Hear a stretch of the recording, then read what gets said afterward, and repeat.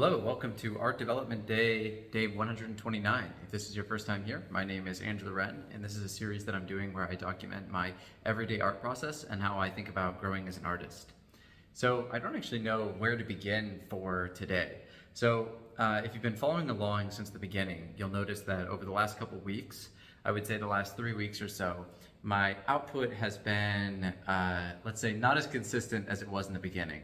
So I think I pretty much went from day 1 to day 110 or so without really missing a single day. I was incredibly consistent on both drawing and uploading.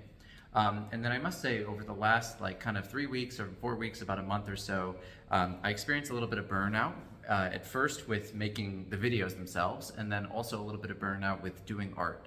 I was continually making art as I went through this process, but I did a video last week that I think is actually like me really speaking from the heart, where I'm talking about this idea of burnout and taking some steps forward and some steps backwards, and me wanting to kind of get out of this burnout moment in my life.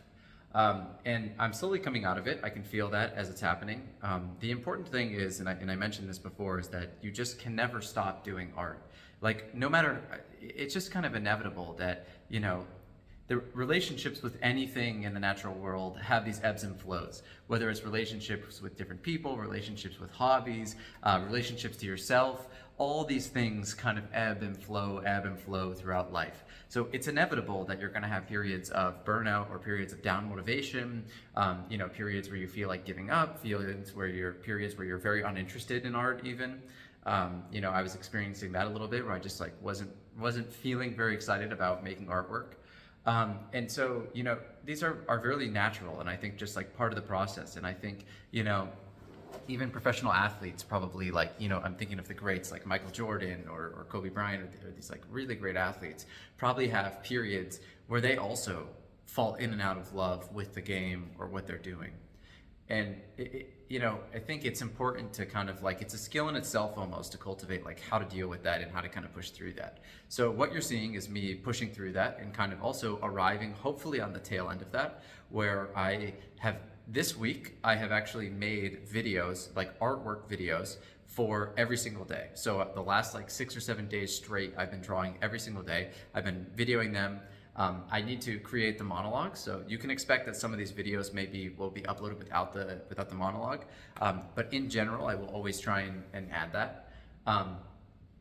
And so this is all to say that I'm kind of coming out of this right now.